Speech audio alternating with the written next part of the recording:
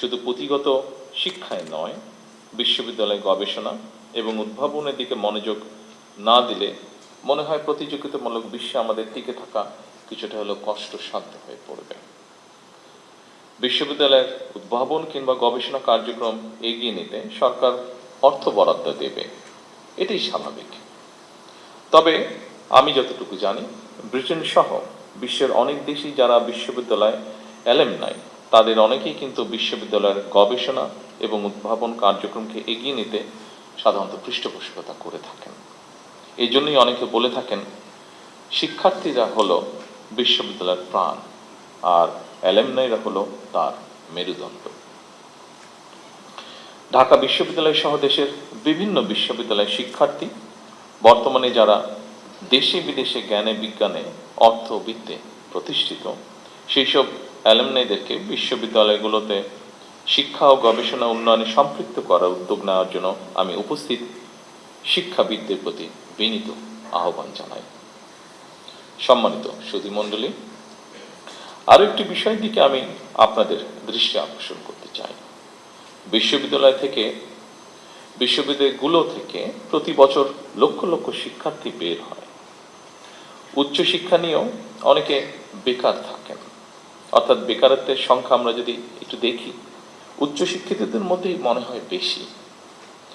এর কারণ সম্পর্কে নানা মতামত রয়েছে, তবে মনে হয় একটি ব্যাপারে কম বেশি সকলেই একমত। একাডেমিক শিক্ষা অর্জনের পাশাপাশি দক্ষতা অর্জন করতে না পারায় মনে হয় শিক্ষিতদের মধ্যে বেকারের হার বেশি হওয়ার কারণ খুব সম্ভবত। এবং সেজন্যই বর্তমান সরকার মনে করে প্রাথমিক সিলেবাস থেকে শুরু করে উচ্চতর পর্যায় পর্যন্ত আমাদের শিক্ষা কারিকুলামগুলো একটু নতুনভাবে সাজানো বোধহয় এখন সময়ের দাবি। নৈতিক মূল্যবোধ সম্পন্ন কর্মসূচি শিক্ষা ছাড়া বেকারত্ব নিরসন মনে হয় খুব সম্ভব হবে না। সময়োপযোগী শিক্ষা কারিকুলাম ছাড়াও বৈশ্বিক প্রতিযোগিতায় টিকে থাকা মনে হয় সম্ভব নয়। এ কারণেই বর্তমান সরকার একাডেমিক সিলেবাসকে সময় উপযোগী করার কাজ এর ভিতরেই হাতে নিয়েছে। সম্মানিত শিক্ষকবৃন্দ, সম্মানিত গবেষকবৃন্দ, বিশেষ করে উচ্চশিক্ষা ব্যবস্থাকে সময়োপযোগী করতে বর্তমান সরকার অ্যাপ্রেন্টিসশিপ, ইন্টার্নশিপ এবং ইন্ডাস্ট্রি একাডেমি এটার সহযোগিতা বাড়ানোর জন্য চেষ্টা বা উদ্যোগ গ্রহণ করছে। প্রাথমিকভাবে বিভাগীয় শহরগুলোতে অবস্থিত বিশ্ববিদ্যালয়ের সঙ্গে স্থানীয় শিক্ষা ও ব্যবসা প্রতিষ্ঠানের সম্পর্ক স্থাপন করার এই কার্যক্রম শুরু করার উদ্যোগ সরকার নিচ্ছে।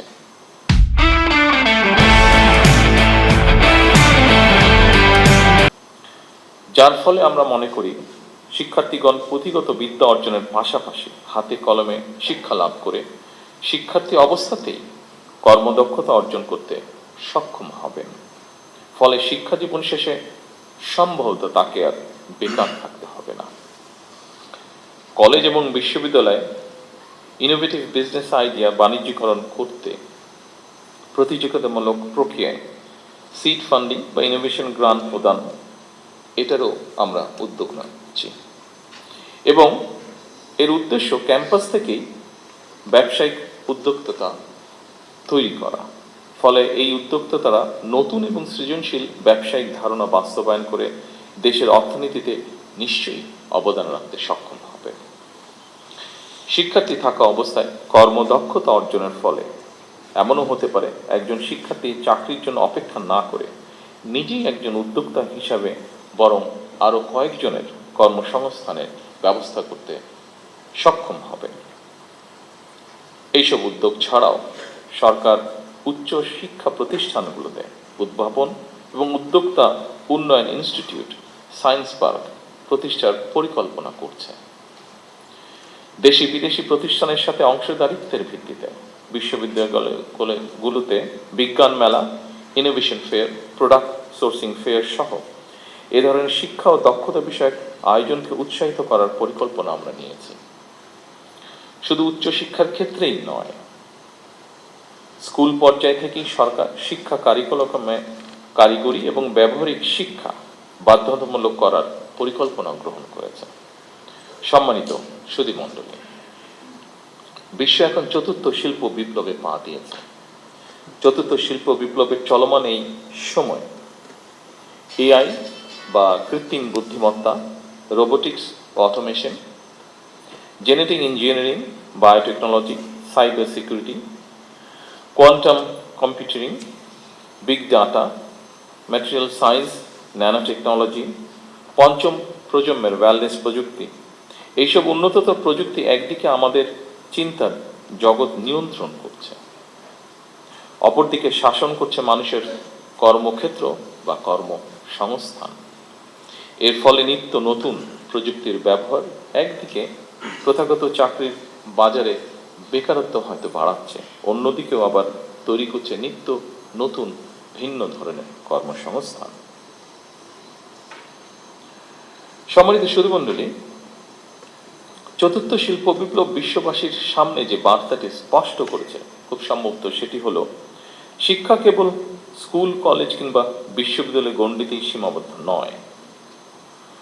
বর্তমানে জ্ঞান চর্চা কেবল একটি নির্দিষ্ট বিষয়ে আবদ্ধ নয়, বরং আমরা দেখি ডাটা সায়েন্স সাথে বায়োলজি বা ইঞ্জিনিয়ারিং এর সাথে হয়তো সমাজ বিজ্ঞান এর একটা বন্ধন রয়েছে।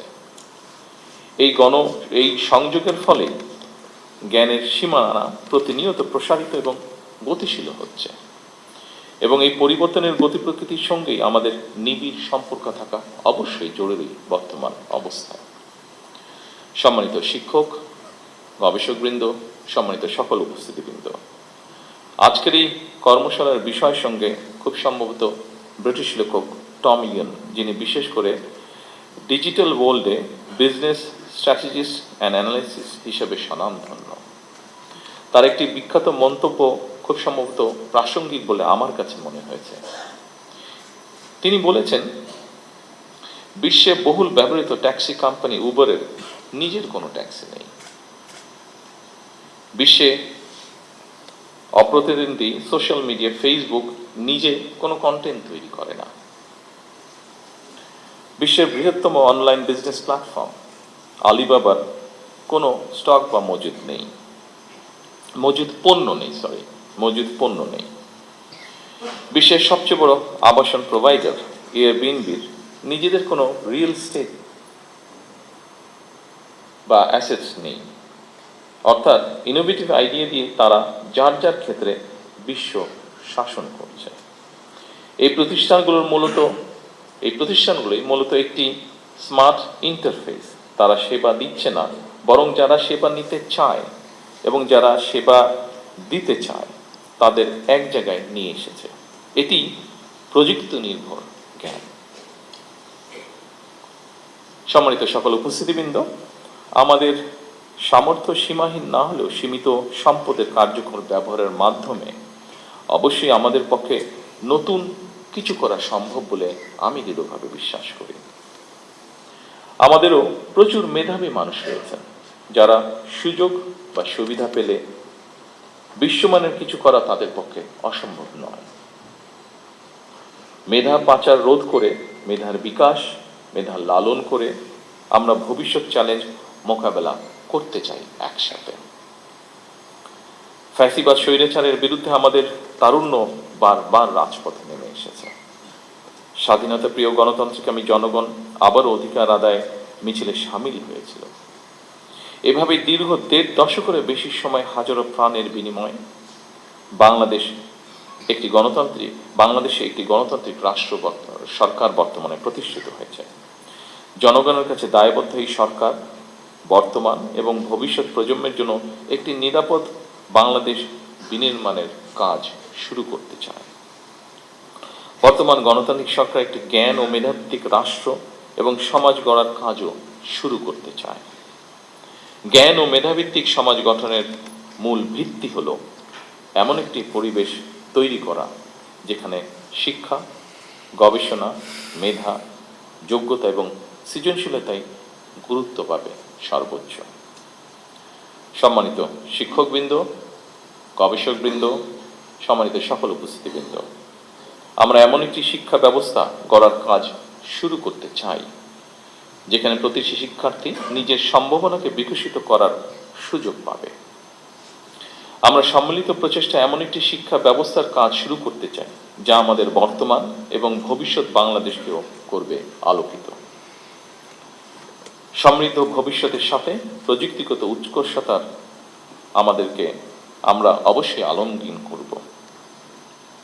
তবে আমরা যেন আমাদের রাষ্ট্র ও সমাজের আবহমান কালের ধর্মীয়, সামাজিক, নৈতিক মূল্যবোধ হারিয়ে না ফেলি। আমি এই ব্যাপারে শিক্ষক, বুদ্ধিজীবী, সাংবাদিক, পেশাজীবী তথা সকল শ্রেণী পেশার মানুষের প্রতি সতর্ক এবং সজাগ থাকার বিনীত আহ্বান জানিয়ে আমার বক্তব্য এখানেই শেষ করছি। আল্লাহ হাফেজ। বাংলাদেশ জিন্দাবাদ।